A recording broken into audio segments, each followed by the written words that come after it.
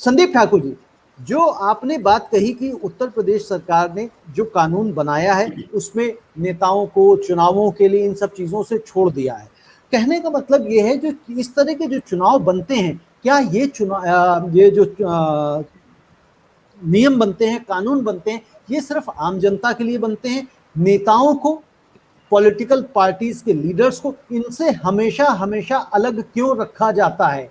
क्यों नहीं दो बच्चों से ऊपर वाले को किसी भी तरह का चुनाव लड़ने में मनाही होनी चाहिए, अगर उसको नौकरी से आप अलग कर रहे हैं? वैसे तो जिस तरह से आशीष मिश्रा जी ने कहा कि लोग तो इस तरह से भी कह रहे हैं, आशीष जी ने नहीं कहा था, बट सोशल मीडिया पे ये आ रहा था कि भाई आप कहीं उत्तर प्रदेश चले मत जाना, क्योंकि जिनके दो बच्चे होंगे उनको पकड़ पकड़ के सरकार नौकरी दे देगी सरकारी। तो स्थितियां ऐसी भी हैं, मजाक इस तरह से भी होते हैं। लेकिन सवाल आपसे यही था संदीप ठाकुर कि क्या जो कानून बनते हैं उसमें इन नेताओं को, किसी भी पार्टी के हों चाहे, इनको छूट क्यों रखी, इनको बाहर अलग क्यों रखा जाता है? ये क्यों जो माननीय कैटेगरी है ये क्यों अलग रहते हैं हमेशा? माननीय कैटेगरी हमेशा इसलिए अलग रहती है कि कानून माननीय ही बनाते हैं और वो अपनी सुख सुविधा का पूरा ख्याल रखते हैं। इस मामले में उनमें एकता है। बाकी उनमें वैचारिक मतभेद होंगे, बाकी वो चुनाव में एक दूसरे की शीशा लेदर करते होंगे, लेकिन जब अपने सुख सुविधाओं की बात आती है तो वो सारे एक होते हैं। संसद में मैंने तो संसद पत्र जो है लगातार कवर करता रहा हूं, तो संसद में जब भी इनके वेतन वृद्धि का मामला आता है तो उस दिन संसद भी फुल होती है और वो पास मुश्किल से मिनट 2 मिनट में हो जाता है। हाँ, वो अनाउंस भी नहीं कर पाते, मेज थपथपा दी जाती है। और आप लोगों ने भी देखा होगा, सारे लोग जो वक्ता हैं वो जागरूक हैं, तो आप लोगों ने भी देखा होगा कि जब महंगाई पे डिबेट होता है रविंद्र जी, तो संसद जो है ऑलमोस्ट ऑल खाली रहती है। उसमें कोई बहुत कम नेता आपको दिखेंगे महंगाई पर, बेरोजगारी पर डिबेट के दौरान। अभी 19 जुलाई से संसद सत्र शुरू हो रहा है, आप गौर कर लीजिएगा।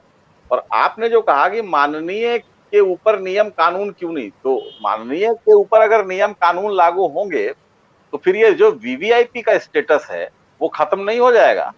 ये अपना स्टेटस भी तो वीवीआईपी का बना के रखना चाहते हैं। और ये जहां तक जनसंख्या वाली बात है रविंद्र जी, तो जनसंख्या नियंत्रण ये करीब आप 43-44 साल पहले अगर चले तो यही काम तो संजय गांधी ने भी किया था। नसबंदी का काम वो भी जनसंख्या नियंत्रण का था। लेकिन उस वक्त का अगर आप उठा के देखें, उस वक्त के आर्टिकल्स को आप पढ़ें, तो उस वक्त बीजेपी तो थी नहीं, लेकिन जो जनसंघ था और जो इस सोच के व्यक्ति थे उन्होंने संजय गांधी का जबरदस्त विरोध किया था। और उन्होंने कहा था कि ये तो अधिकार का हनन है, बच्चा कितना पैदा हो, किसको पैदा करना है, कितना पैदा करना है, ये उनका अधिकार है। इसमें सरकार की दखलंदाजी जो है वो बिल्कुल अमानवीय है।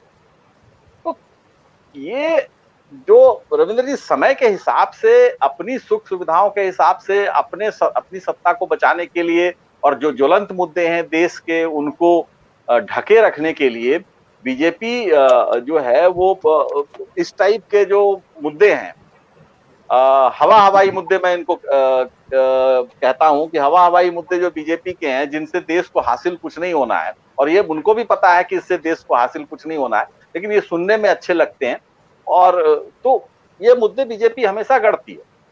गाय, गोमूत्र, गोहत्या, लव जिहाद, मंदिर, मस्जिद, तो ये तो बीजेपी का मेन तो मुद्दा है। बीजेपी के पास यही है। बीजेपी के पास यही मुद्दे हैं, इन्हीं मुद्दों से वो चुनाव जीतना चाहते हैं, इन्हीं मुद्दों से वो देश चलाना चाहते हैं। लेकिन मैं तो रविंद्र जी, मैं एक चीज और कि मैं तो अपने जहन पे जोर डाल के ये सोचने की कोशिश करता हूं कि पिछले 7 सालों में 2014 से लेकर अब तक मोदी सरकार के 5 जनहित के काम मेरी जहन में नहीं आ रहे हैं कि उन्होंने क्या 5 जनहित का काम किया। तो सवाल ये है कि जब आप काम ही ऐसे कर रहे हैं और आपको पता है कि चुनाव आएगा तो हम जो है नए नए मुद्दों को गढ़कर जनता को बरगला देंगे, और तो उनका पूरा फोकस इसी पे होता है और इसी एजेंडा पे वो काम करते हैं। और ये जो उत्तर प्रदेश का जो जनसंख्या नियंत्रण प्रस्तावित कानून है, बिल है, वो भी उसी के तहत है। उनको कोई आदि रोकने से उनको कोई मतलब नहीं है। और जहां एक चीज मैं और कहना चाहूंगा, आप मोदी जी का संसद का बयान देख लीजिएगा उठा के, मुझे याद है मेरे ख्याल से फरवरी का, इसी साल फरवरी में मोदी जी ने कहा था कि जनसंख्या जो है वो हमारे लिए एसेट्स है, इस देश के लिए, भारत जैसे देश के लिए। और यहाँ जो एफडीआई आ रही है, जो विदेशी निवेश यहाँ आ रहा है, वो इसलिए आ रहा है कि बहुत ही बड़ा देश है और यहाँ की जनसंख्या बहुत ज्यादा है। तो कहने का मतलब ये है कि ये तो नैरेटिव जो है, ये अपनी सुविधा के स्वार्थ के हिसाब से अदलते बदलते रहते हैं। इसलिए ये मुझे लगता है कि ये अपने इन चीजों को लेके बहुत गंभीर है, इन चीजों को लेके बहुत गंभीर है।